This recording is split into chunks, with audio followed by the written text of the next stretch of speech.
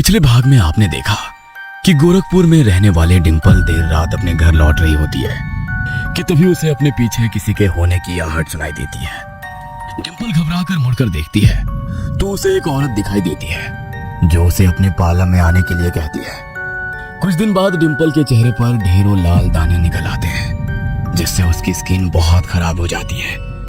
अपने स्किन का ट्रीटमेंट कराने के लिए डिंपल उस महिला के पार्लर में पहुंच जाती है, लेकिन अब उसे कुछ अजीबोगरीब सा अनुभव हो रहा था।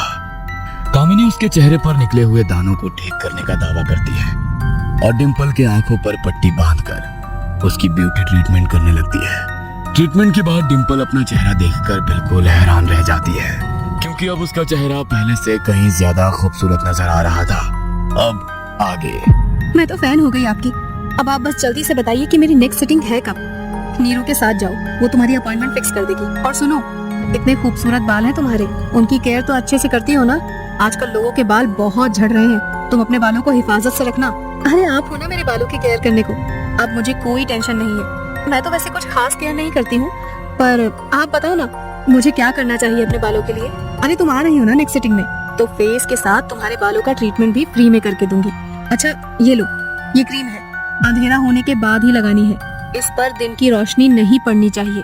डिंपल ने अगली सिटिंग की डेट ले ली थी और उसके बाद वो क्रीम लेकर थैंक यू कहते हुए पार्लर से बाहर निकल जाती है। डिंपल के जाने के बाद। नीरू, मैं तो पूरे टाइम बिजी थी, तुमने सब संभाल कर रख लिया है ना? कोई गलती तो नहीं की ना? गलती का अंजाम तो तुम जानते ही हो।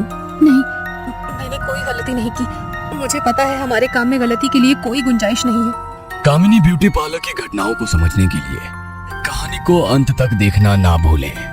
ब्यूटी ट्रीटमेंट करवाने के बाद डिंपल अपने घर लौट आई थी। अगले दिन सुबह। अरे मैं तो भूल ही गई थी, कामिनी जी ने मुझे फेस पर लगाने के लिए क्रीम दी थी जिसे रात में ही अप्लाई करना था। ऐसा करती हूँ, अभी लगा लेती हूँ। डिंपल कामिनी की दी हुई क्रीम को निकालती है और जैसे ही वो ढक्कन खोलती है डर के मारे उसके मुंह से एक चीख निकल जाती है। ये क्या, ये कैसी क्रीम है? इस डब्बे में तो कीड़े रेंग रहे हैं।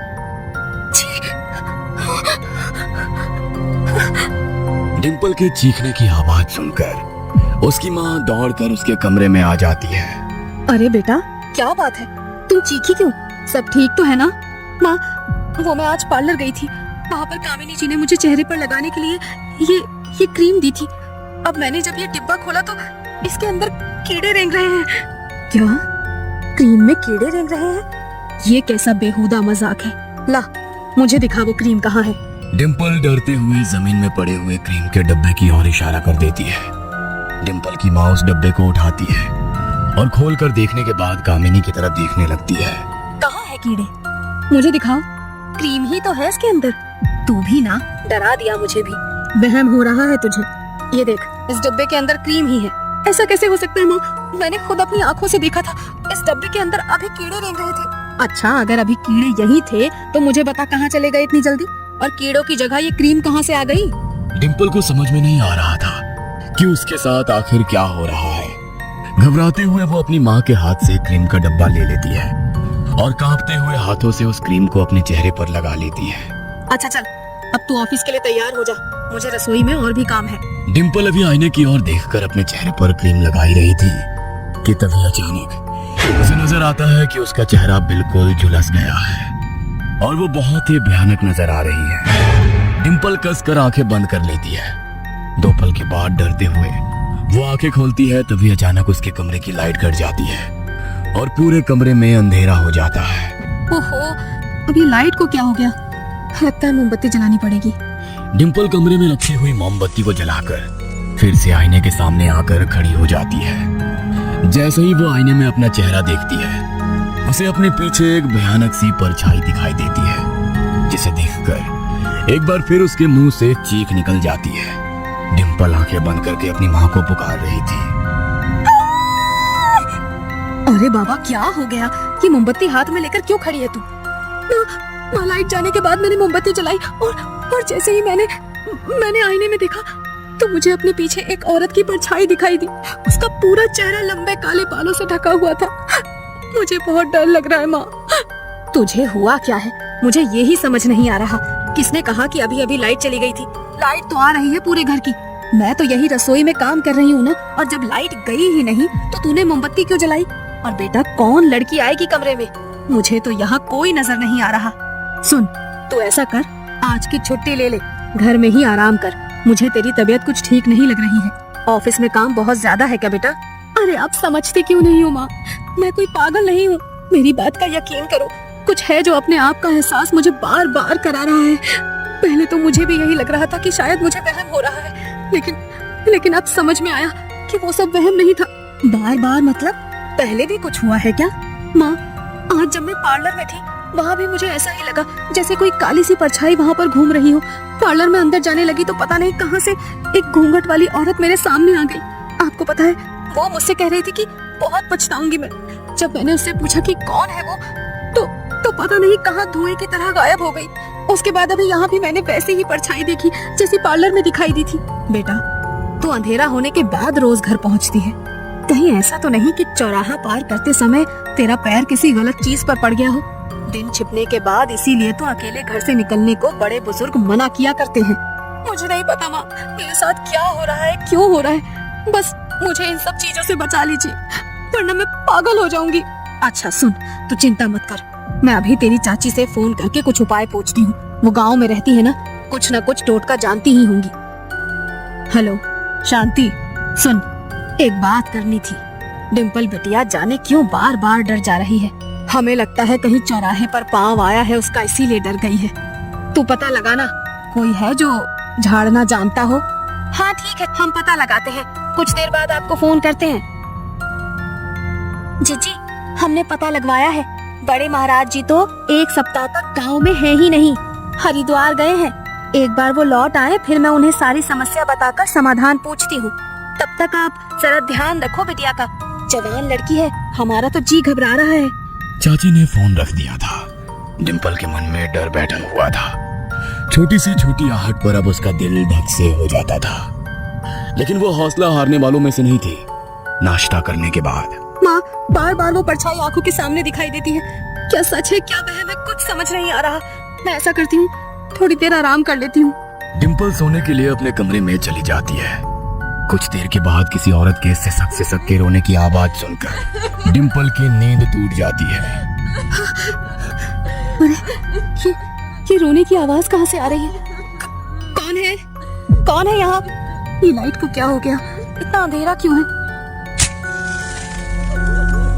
डिम्पल कैंडल जलाकर उस औरत को ढूंढने लगती है। तभी उसे वही सफेद साड़ी वाली औरत घूंघट ओढ़े हुए उसके कमरे के आईने के सामने कुर्सी पर बैठी हुई नजर आती है। कौन हो तुम? यहाँ कैसे आ गई? रो क्यों रही हो? जवाब दो, कौन हो तुम? माँ, माँ, जल्दी आइए। डिम्पल के बार बार पूछने पर वो औरत अपना रोना बंद कर देती है और कुर्सी से उठकर खड़ी हो जाती है। डिम्पल धीमे कदमों से उस औरत की ओर बढ़ रही थी।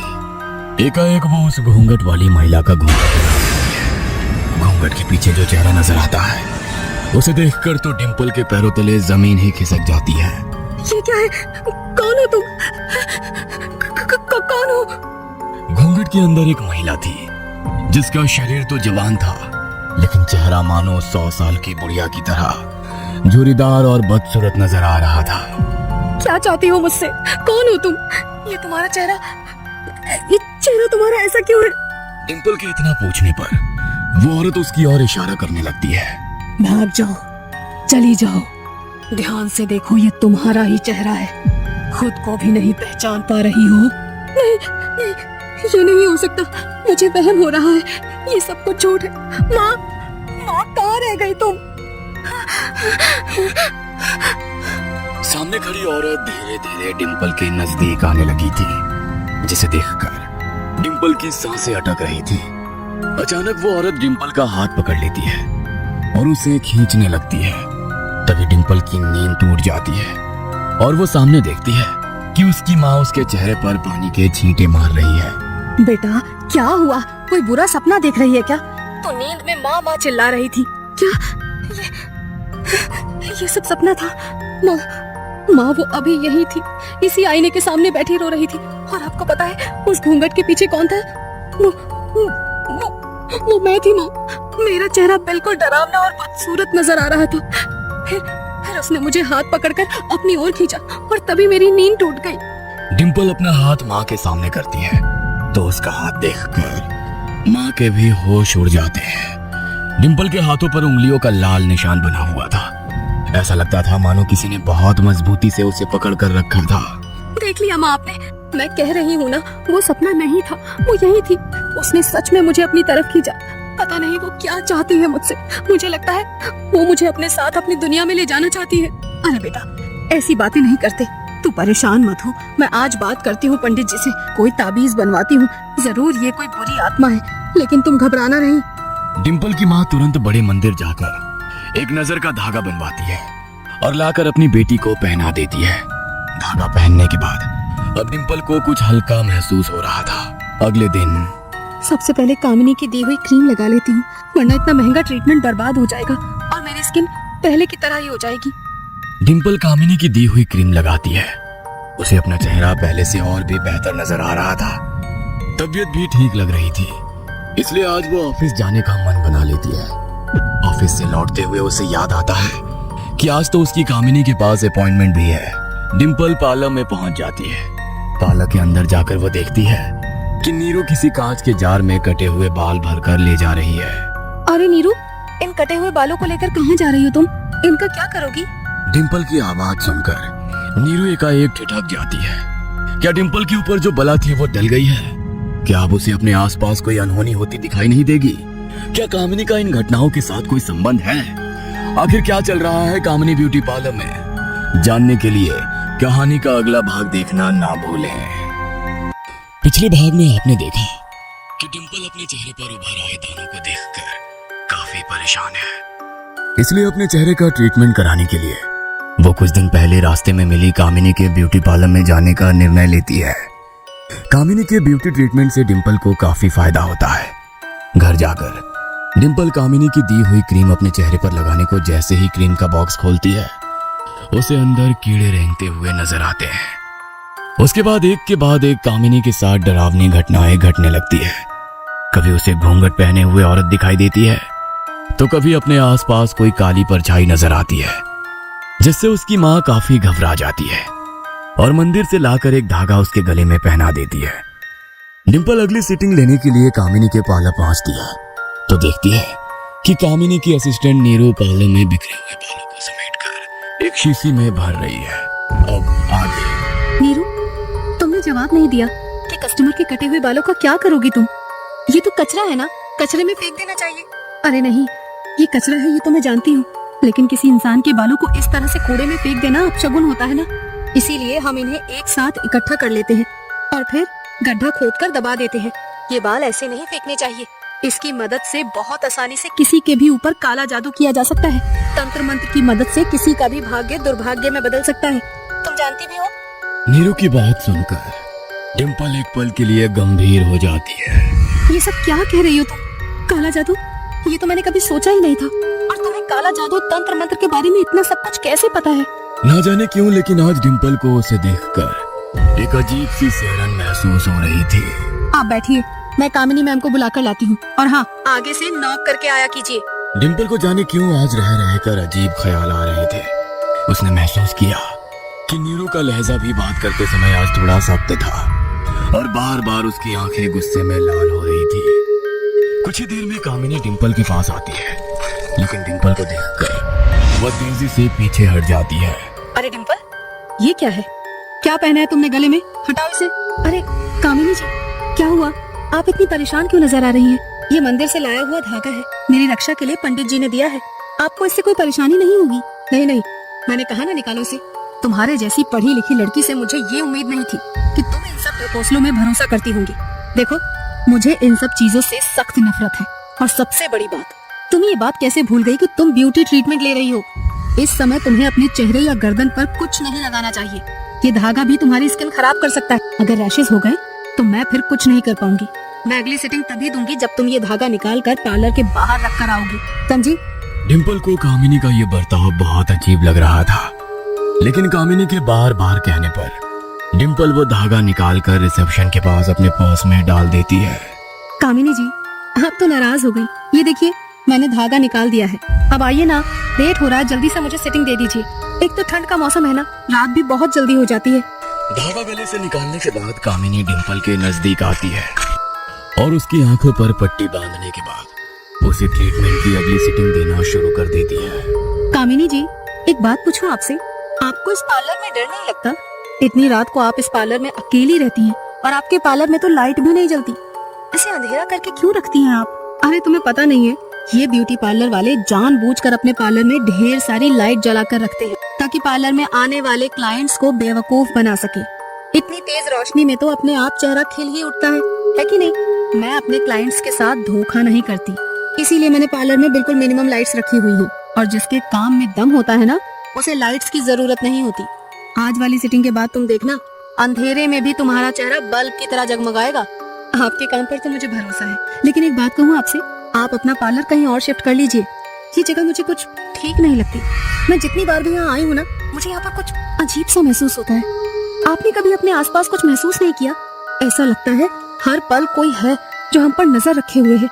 किसी के ना होने पर भी किसी के होने का एहसास होता है मुझे इस पार्लर में, और वहम इंसान को 1 या 2 बार हो सकता है। आप माने या ना माने, लेकिन इस पार्लर के आसपास कुछ तो नेगेटिविटी है। मुझे आपकी चिंता है, इसीलिए मैं आपको समझा रही हूँ। आप प्लीज मेरी बातों का बुरा मत मानना। डिम्पल, तुम वाकई बहुत स्वीट हो। फिक्र मत करो, तुम्हारी सारी परेशानियों का अंत होने वाला है। फिर तुम्हें बार बार मेरे पार्लर में नहीं आना पड़ेगा। कुछ देर बाद डिम्पल, तुम्हारा हेयर स्किन ट्रीटमेंट कंप्लीट हो चुका है। तुम आईने में अपना चेहरा देख लो, मैं तब तक अंदर से पानी पीकर आती हूँ। कामिनी के जाने के बाद डिंपल लाइट ऑन करने के बाद अपना चेहरा और बाल देखती है और हैरानी से उसकी आंखें फटी की फटी रह जाती है। डिंपल ने अपने आप को इतना खूबसूरत पहले कभी महसूस नहीं किया था। अचानक डिंपल को आईने में अपने खूबसूरत चेहरे की जगह वही डरावना झुर्रीदार चेहरा नजर आने लगता है, जिसे देखकर डिंपल बहुत घबरा जाती है। तुम्हें आईने में वो डरावना चेहरा दिखा, और देखो वो खून से लिखा हुआ है शीशे पर। चली जाओ, देखो कहाँ लिखा है डरावना चेहरा? नहीं, ये तो आपका ही चेहरा है। वहम हो रहा है आपको, और कुछ नहीं है वहाँ। तभी नीरू पार्लर की लाइट्स ऑफ कर देती है और एक बार फिर से हल्की नीली रोशनी पार्लर में दिखाई देने लगती है। कुछ पलों के बाद कामिनी डिंपल के सामने आती है। तो फिर अब मुझे कब आना है?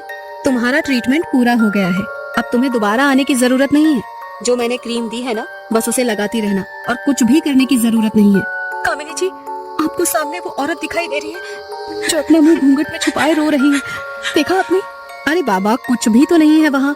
ऐसा कैसे हो सकता है? आपको इसके सिसकने की आवाज सुनाई नहीं दे रही है क्या? उसकी सिसकियों को सुनकर लगता है मेरे कान फट जाएंगे। मैम प्लीज, ये कैसी बातें कर रही हैं आप? पार्लर क्लोज करने का टाइम हो रहा है। आपका लास्ट अपॉइंटमेंट था। आप बुरा ना माने तो प्लीज लीव। ओके, मैं जाती हूँ।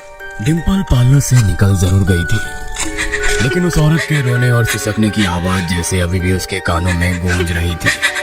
पार्लर से निकलने के बाद उसने देखा घड़ी में तकरीबन 9:30 बजे का समय हो रहा था। चारों तरफ सिर्फ सन्नाटा ही सन्नाटा था। वैसे भी कामिनी का पार्लर जिस जगह था, वहाँ आसपास में कोई और दुकान भी नहीं थी। एक तो रात का सन्नाटा, सुनसान सड़क, ऊपर से किसी औरत की लगातार सुनाई देती सिसकियां। डिंपल की धड़कनें बढ़ाने के लिए इतना ही काफी था। ठंड के महीने में उसके माथे से पसीने की बूंदें टपक रही थी। अचानक ही 3 कुत्ते उसकी ओर मुंह करके जोर जोर से भौंकने लगते हैं, जिससे वो बहुत घबरा जाती है और घबरा कर सड़क के किनारे जाकर खड़ी हो जाती है। तभी एक सफेद कपड़ों वाली औरत पीछे से निकलकर उसके सामने आती है और कुत्तों की ओर घूर कर देखने लगती है। उस औरत के घूरने पर वो कुत्ते रोते हुए वहां से भाग जाते हैं। घबराओ मत, वो तुम्हें नहीं मुझे देखकर भौंक रहे हैं। मैंने उन्हें भगा दिया है, लौट कर नहीं आएंगे अब। लेकिन आप अचानक कहाँ से आ गए? डिंपल के इतना कहते ही उस औरत का चेहरा बदलने लगता है और वो एक भयानक रूप में दिखाई देने लगती है। अब जो औरत डिंपल के सामने खड़ी थी, उसके सर पर बाल नहीं थे और पूरा चेहरा डरावना और झुर्रीदार नजर आ रहा था। उसे देखकर डिंपल की चीख निकल जाती है। क्या हुआ? आंखें खोलकर मेरा चेहरा देख भी नहीं पा रही हो?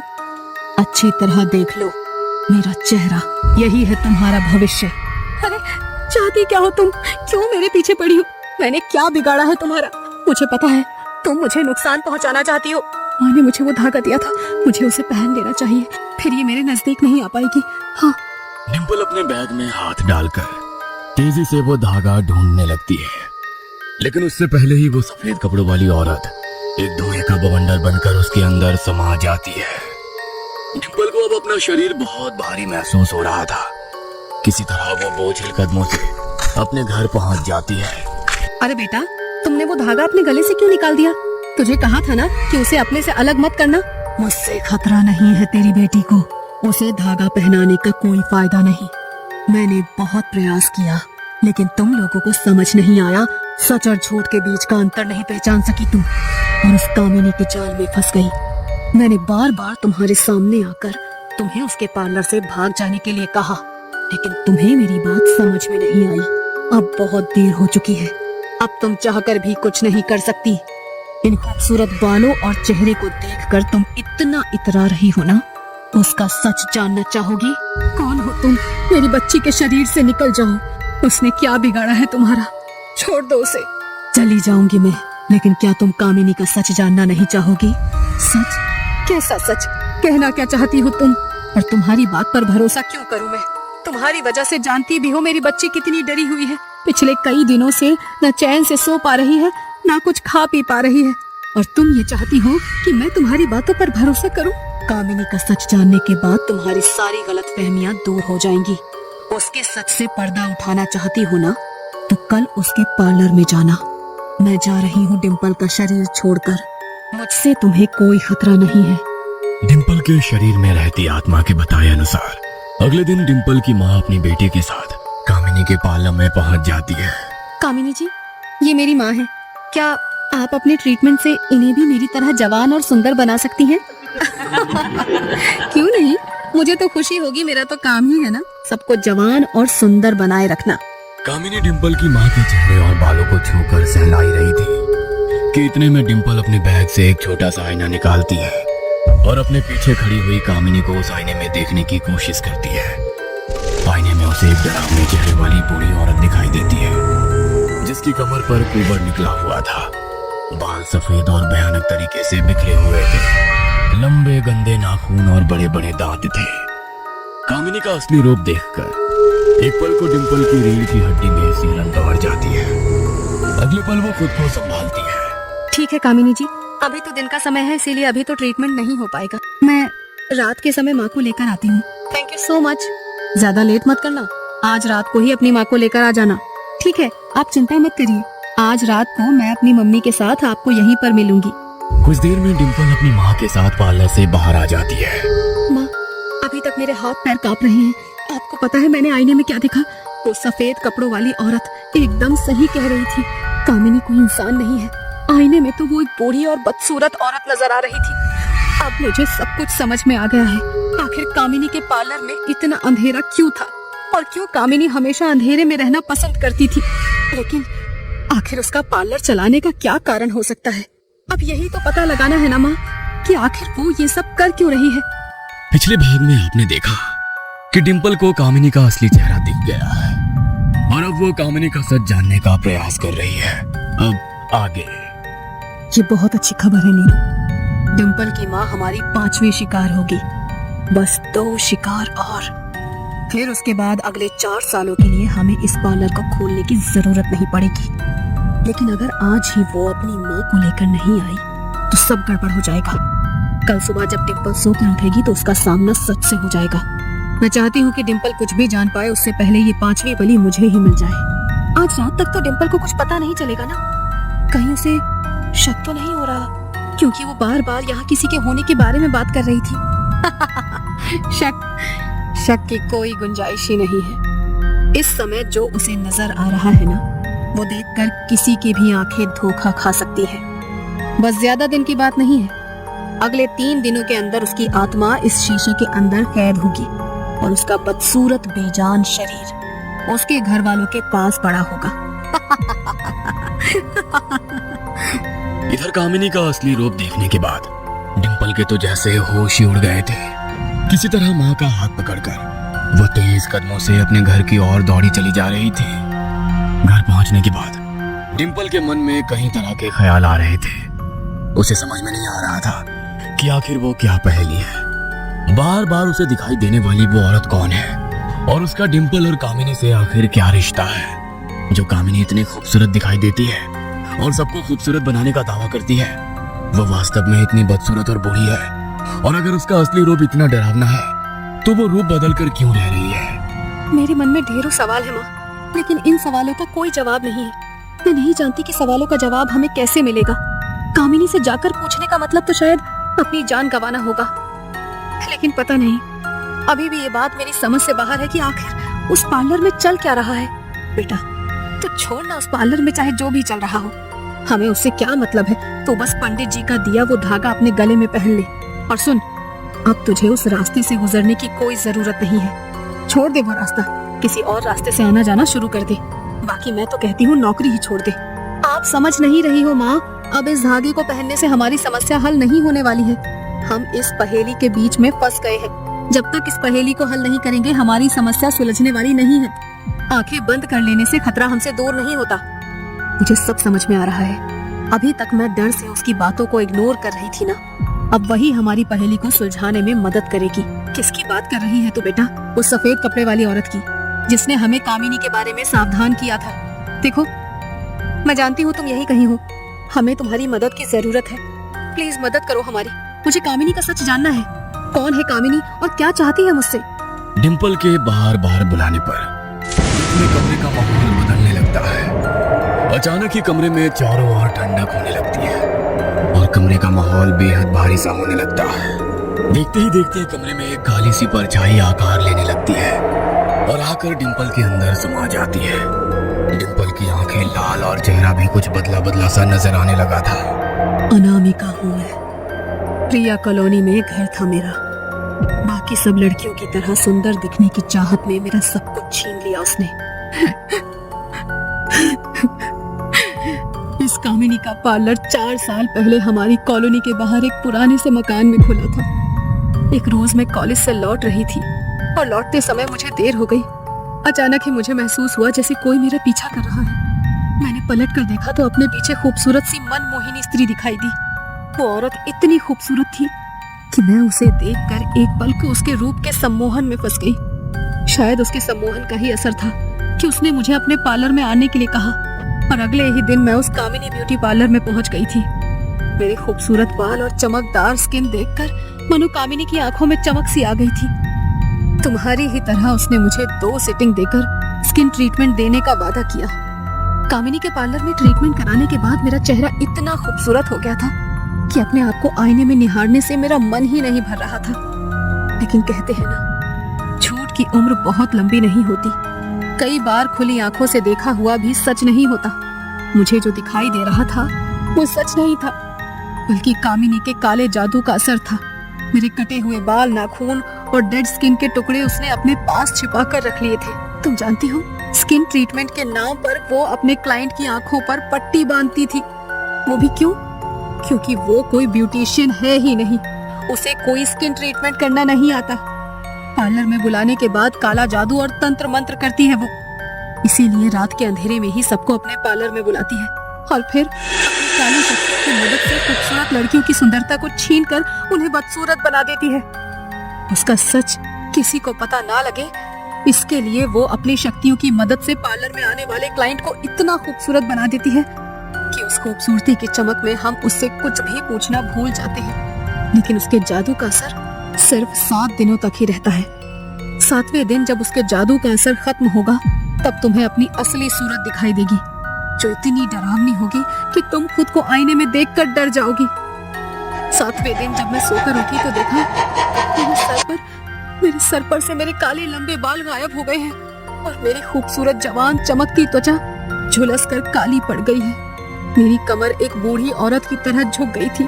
एक ही रात में मेरी हालत ऐसी हो गई थी जैसे मैं कोई 20 साल की लड़की ना होकर 100 साल की बुढ़ी हूँ। ना मुझसे चला जा रहा था, ना उठा और ना ही बैठा जा रहा था। यहाँ तक कि मेरे मुंह के दांत तक गायब हो गए थे, जिसके कारण मैं कुछ खा भी नहीं पा रही थी। मैं अपने आप को इतना असहाय महसूस कर रही थी कि मैं चाहकर भी कामिनी का कुछ बिगाड़ नहीं पा रही थी। अब तक तो तुम समझ ही गई होगी ना उसने सिर्फ मेरी खूबसूरती और बाल ही नहीं चुराए थे, बल्कि अपने तंत्र मंत्र की मदद से उसने मेरी उम्र भी चुरा ली थी। मेरी जवानी की सारी उम्र कामिनी के पास चली गई थी, इसीलिए मैं इतनी बदसूरत और बुढ़ी नजर आ रही थी।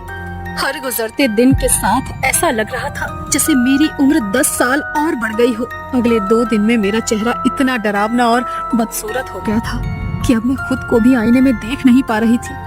पहले तो शर्मिंदगी के कारण मैं 2 दिन तक अपने घर से बाहर निकली ही नहीं।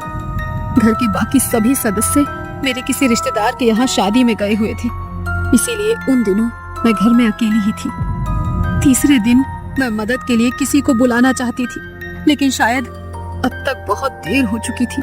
मेरे अंदर अब हिलने की भी ताकत नहीं थी और उसी रात तड़प तड़प कर मेरी मौत हो गई। मेरे शरीर को तो उस रात मुक्ति मिल गई, लेकिन आत्मा सालों से इस कामिनी से इंतकाम लेने के लिए भटक रही है। मेरी तरह ही कामिनी ने 5 और लड़कियों की बलि ली और इस तरह से उसकी तपस्या पूरी हो गई और उसने अपना पार्लर रातों रात बंद कर दिया। तो तुम्हारा मतलब है उसने अपना पार्लर बंद कर दिया था। पिछले 4 सालों से कामिनी किसी को भी नजर नहीं आई थी। 4 सालों के बाद उस रात एक बार फिर कामिनी रात के अंधेरे में सड़क पर शिकार की तलाश में निकली। उसका शिकार खूबसूरत और जवान लड़कियां होती हैं, जिन्हें वो अपने सम्मोहन में फंसाकर पहले अपने पार्लर में बुलाती है और फिर ब्यूटी ट्रीटमेंट के नाम पर उनसे उनकी जिंदगी छीन लेती है। कामिनी कोई आम जादू टोना करने वाली तांत्रिक नहीं है, डायन है वो डायन। 300 सालों से इसी धरती पर रह रही है। डायन को अपने रूप रंग और बालों से बहुत प्यार होता है। उसका रूप और यौवन कम ना हो जाए, इसीलिए हर 4 साल में उसे 5 खूबसूरत लड़कियों की ऐसे ही बलि देनी होती है और बदले में उन 5 लड़कियों की उम्र और खूबसूरती उस कामिनी को मिल जाती है। इसी खूबसूरती से वो अगले 4 साल तक काम चलाती है और फिर अपने शिकार की तलाश में किसी नई जगह जाकर कामिनी ब्यूटी पार्लर खोल लेती है। इसीलिए बार बार तुम्हें सावधान करने का प्रयास कर रही थी ताकि तुम डरकर उस पार्लर से भाग जाओ, लेकिन शायद तुम्हारी नियति में भी ऐसे ही तड़प तड़प कर दर्दनाक मौत लिखी है। आज रात ही डिंपल के ट्रीटमेंट को तो 7 दिन पूरे हो जाएंगे। इसका मतलब कल सुबह तक वो भी तुम्हारी तरह हो जाएगी। प्लीज कुछ तो उपाय होगा ना, कोई तो रास्ता होगा जिसकी मदद से हम इस कामिनी को खत्म कर सके। मेरी बेटी को बचा लो। देखो, बहुत शक्तिशाली है वो कामिनी। डायन की शक्तियों का अंदाजा नहीं है अभी आपको। मैं आपकी कोई मदद नहीं कर सकती। मेरे जैसी आत्मा उस डायन का कुछ नहीं बिगाड़ सकती। बरसों की तपस्या और तंत्र मंत्र की शक्ति है उसके पास। अब तो बस भगवान ही तुम्हारा भला करेगा। इतना कहकर अनामिका डिंपल के शरीर से निकल जाती है। ठीक है डिंपल बेटा, हम लोग आज फिर कामिनी के ब्यूटी पार्लर में जाएंगे। आज मैं देखती हूँ कि भगवान और शैतान में आखिर जीत किसकी होती है। रात के 8 बज चुके थे। डिंपल अपनी माँ के साथ एक बार फिर कामिनी ब्यूटी पार्लर में पहुँच चुकी थी। डिंपल बेटा, घबराना नहीं। माँ काली की आराधना करती है ना ये डायन। माँ काली कभी भी इसके जैसे राक्षसों का साथ नहीं देती। उन्हें हमारा साथ देना ही होगा। तुम निडर होकर आगे बढ़ो। आज हम इस डायन को पराजित करेंगे। डिंपल की माँ कुर्सी पर बैठ जाती है और कामिनी आकर एक क्रीम लेकर उसके चेहरे पर लगाने जा ही रही होती है कि तभी डिंपल की माँ कसकर उसका हाथ पकड़ लेती है और अपने साथ लाए हुए धागे को माँ काली का मंत्र पढ़ते हुए उसके हाथ में बांधने लगती है। जैसे ही डिंपल की माँ कामिनी का हाथ पकड़ती है, कामिनी जोर जोर से चीखने लगती है। डिंपल बेटा, जल्दी से पूरे पार्लर की लाइट ऑन कर। गंगा जल छिड़ककर हनुमान जी का सिंदूर इसके माथे पर लगा। डिंपल तेजी से जाकर पार्लर की सभी लाइट ऑन कर देती है। पार्लर में रोशनी होती है। कामिनी चीखते हुए अपनी आंखें बंद कर लेती है। छोड़ दो मुझे, छोड़ दो। पछताएगी तो छोड़ दो। देखते ही देखते कामिनी अपने भयानक रूप में आ जाती है और पूरी ताकत से डिंपल की माँ को दीवार की तरफ धकेलती है। डिंपल की माँ जाकर दीवार से टकरा जाती है और उसके सर से खून बहने लगता है। तभी डिंपल पीछे से आकर कामिनी के ऊपर गंगा जल छिड़क देती है। माँ के बताए अनुसार डिंपल लगातार मंत्र जाप कर रही थी, जिसके कारण कामिनी की शक्तियां कमजोर पड़ने लगी थी। बंद करो ये मंत्र, वरना जान ले लूंगी तेरी माँ की। बंद करो। डिंपल की माँ जमीन में गिरकर बेहोश हो गई थी। माँ को ऐसी हालत में देखकर डिंपल की आंखों से लगातार आंसू बह रहे थे, लेकिन आज वो हार नहीं मान सकती थी, वरना बहुत बड़ी अनहोनी निश्चित थी। गंगा जल का स्पर्श पड़ती कामिनी बुरी तरह से चीखने लगी थी। ऐसा लगता था मानो किसी ने उसे तेजाब से नहला दिया है। डिंपल मुट्ठी में सिंदूर लेकर कामिनी की ओर बढ़ने लगती है। घबराकर कामिनी पार्लर से बाहर की ओर भागती है, लेकिन बाहर आते ही वह डिंपल और उसकी माँ के जाल में पूरी तरह फंस जाती है। बाहर डिंपल और उसकी माँ पहले ही पंडित जी को बुलाकर एक सुरक्षा घेरा बनवा चुके थे। उस घेरे के अंदर प्रवेश करते ही कामिनी की शक्ति बिल्कुल न्यूनतम स्तर पर आ जाती है। जल्दी से ये सिंदूर इसके मस्तक पर लगाओ, इसकी चोटी काटनी होगी, तभी आपके ऊपर किया हुआ तंत्र विफल होगा। कामिनी जमीन पर पड़ी छटपटा रही थी। पंडित जी एक झटके से उसकी चोटी काटकर अलग कर देते हैं। चोटी काटते ही कामिनी भयंकर आवाज में जोर जोर से विलाप करने लगती है और छाती पीट पीट कर रोने लगती है। कुछ पलों बाद डायन हूं मैं। डायन। मेरी मृत्यु नहीं हो सकती। अगले हजारों साल तक मैं इस धरती पर ऐसे ही घूमती रहूंगी। ये मत समझना कि तुमने हरा दिया मुझे, मैं फिर लौटूंगी। आज तो कामिनी लौट गई थी, किंतु कौन जानता है कल को फिर से किसी शहर में कामिनी ब्यूटी पार्लर खुल जाए।